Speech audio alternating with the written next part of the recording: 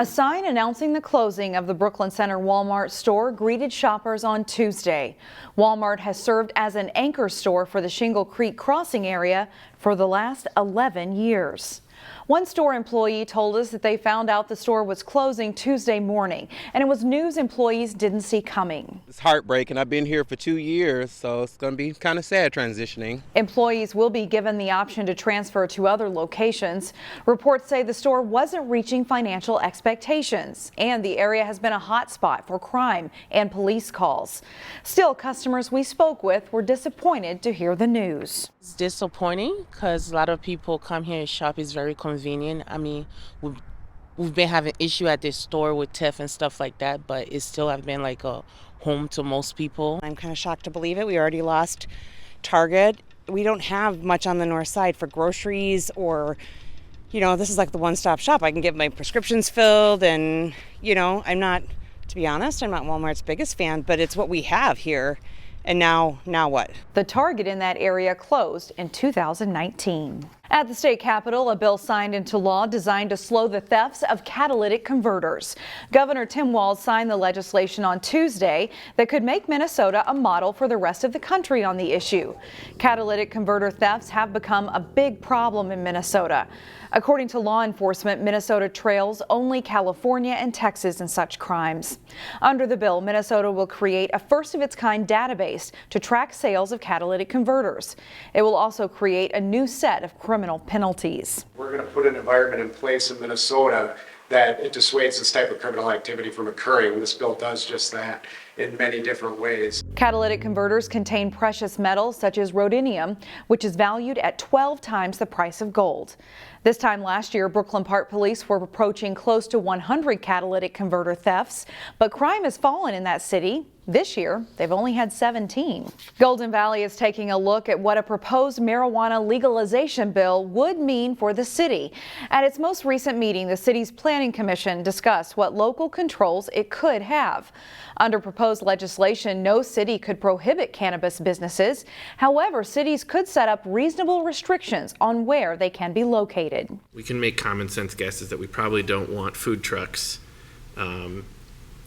selling edibles, right? Like there's certain things that we've dealt with in terms of food truck licenses and stuff like that, but we know we don't want usage in the parks. We don't want sale in the parks. We don't want usage in city spaces. We don't, like, as a parent, I definitely don't want that. I live on a park. I think too, I first jumped at thinking like we can regulate this like we do alcohol sales and tobacco sales. I think there is some consideration in that tobacco is a dying industry. Under the bill, local government could also set up an interim ordinance prohibiting cannabis businesses until 2025. But cities would need to have an ongoing study on that issue. The marijuana bill has passed more than 20 House and Senate committees, but still must clear a few more before possible floor votes. An Osseo business will be closing this spring.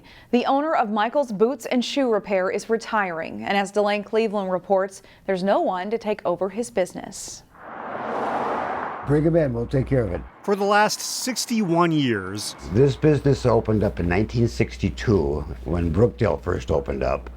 And it was a family business. My dad and mom opened it up. Michael Zestowny has served an important purpose. It is a dying art. It's the dying art of being able to repair nearly anything made out of leather. Heels, soles, rips on them, conditioning, dyeing.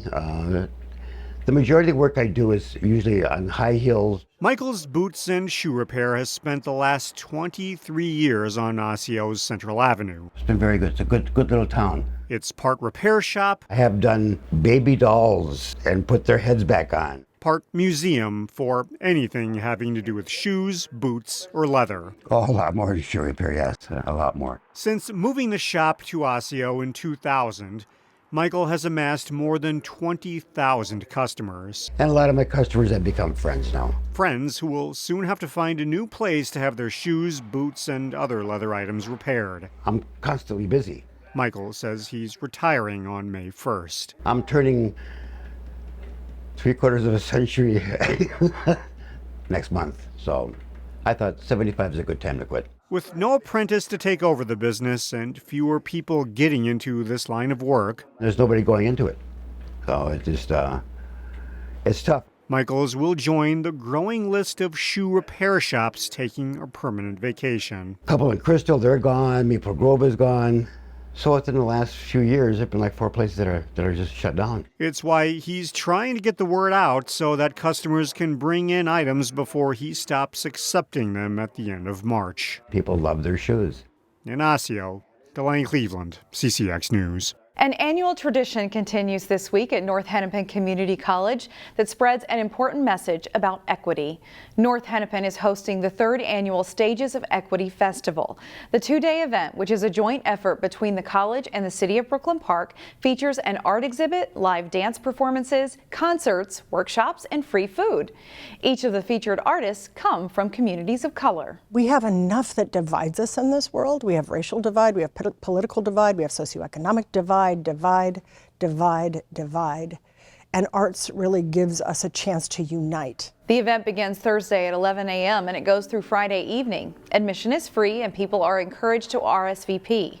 We have a link to that on our website at ccxmedia.org, but we'll leave you now with a performance from Strong Movement Dance, who will take the stage on Friday night.